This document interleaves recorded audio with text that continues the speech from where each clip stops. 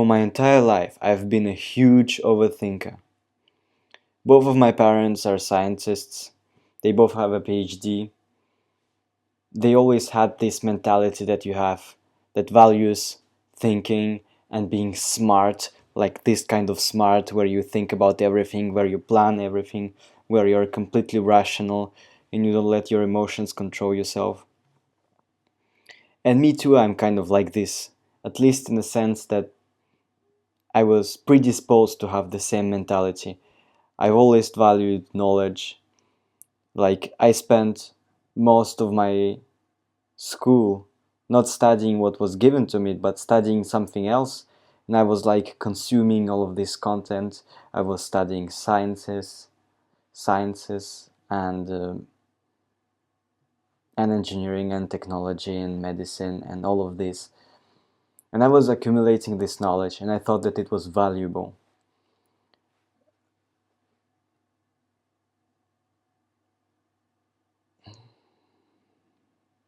But recently I just realized something that completely changed my life.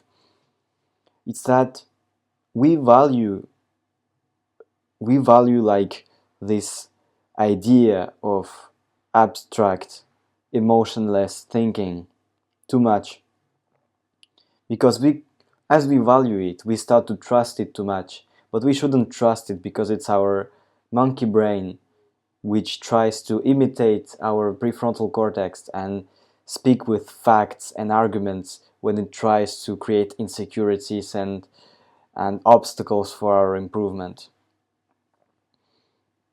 So sometimes we shouldn't listen to logic, or we should use as much logic as possible to discern the fact that we're being essentially lied to by our own brain when it tells us not to do something which we know is good for us.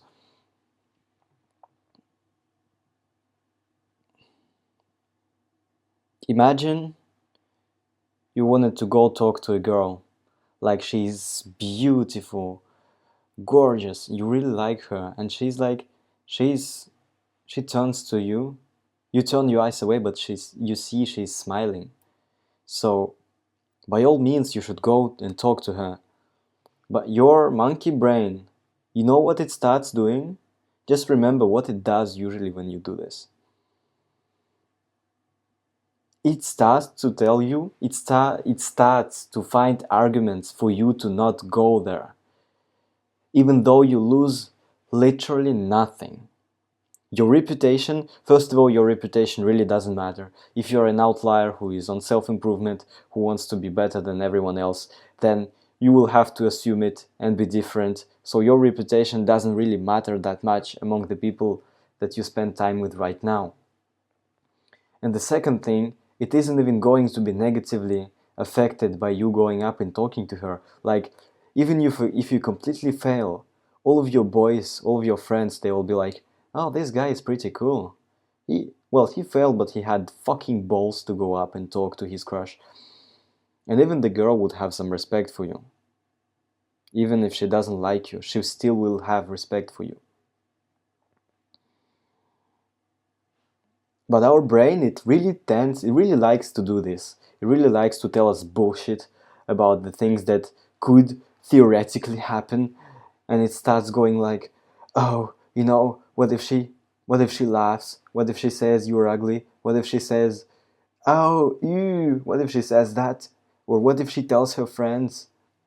Like, it starts creating all of these bullshit ideas that you listen to, and most of the time you let them take over your actual brain. And the more you wait, the more arguments your brain generates. It's like it's a continuous process. You waited for 1 minute, there's been 3 arguments. You waited for 2 minutes, there's been six now. It's horrible. So you shouldn't always listen to your logical arguments, but because they're not created by your actual logical part of the brain, which is prefrontal cortex. It is created by your limbic brain, which is the one that thinks with emotions. It's basically your monkey brain. It's the same dumbass who tells you go eat chocolate whenever you feel like. It's the same dumbass that wants you to go on Netflix instead of doing hard work. So why are you listening to him? Why don't you just play the dumbass and go and talk to her? Why don't you just fucking ignore all of this logic and go for whatever you want? And this is actually like, this is $1 million skill, to be able to go for something that you know could cause problems, but you know that if you don't go for it, you will stay forever where you are because you want to improve. But there's no real way to improve without risk anything. Like, look at any entrepreneur, they risk something. If you don't want to risk anything, you just get a normal job. But even in that case, you will end up working for someone, and you can still be fired from a normal job. And right now it's even more possible than before. Like before, there was like this idea of security when you work for a big company. Right now there's like an economic recession and you get laid off just randomly. You can just randomly get fired or laid off. So why not just take risk in your life? Risk is great. Risk is what makes you move forward. So this, for a second, just disengage your rational brain. If you know that it's causing problems, if you know that it was used, it was coerced by your monkey brain to say bullshit to you, why would you listen to it? Just stop and go for something you want to do. Look at me, I'm recording this. You know how many times my limbic brain told me not to do this? Well, fuck him. Fuck him, he's telling me right now that I should stop. Fuck him. I know better for myself.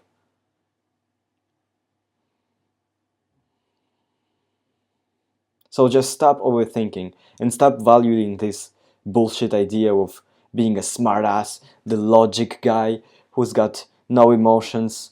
He thinks he's got no emotions, but his fucking monkey brain is controlling his actions. Someone who is stupid, he just goes for what he wants. He doesn't mind the risks because he doesn't know about them. So if you just could be this stupid person for a minute and do what you actually desire without the fear of rejection, failure, of not keeping up. If you just could do this for a second, and you could do this for your entire life afterwards, it is basically done for all of your enemies. It is done for all of your competition. It is done for poverty. It is done for weakness. You have won once you have took control over your limbic brain and it doesn't tell you what to do anymore. Just start doing this. Stop thinking like a scientist. Because when you look at the success rates, when you're a scientist, most likely your salary is like barely above minimum. If you're in the US, it's a little bit more, but in Europe, scientists, after studying for 8 years after school, they barely have much more salary than someone who didn't even go past a bachelor's degree. You know why? Because they have too much idealism about this idea of knowledge and being true to the truth. So they always listen to their fucking monkey brain. And not only that, their work isn't also very financially productive. Like fundamental research, it is basically looking for answers for questions that no one asks. And if no one asks the question, then how you can make money off of it? You just look for answers for the sake of it. And I respect that for some reason, because they still provide value. Without scientists, we couldn't get where we are. But unless you want to live like a scientist with a minimum wage and working a lot, you shouldn't do that. Stop thinking like a scientist. Start thinking like a man who got control over his life.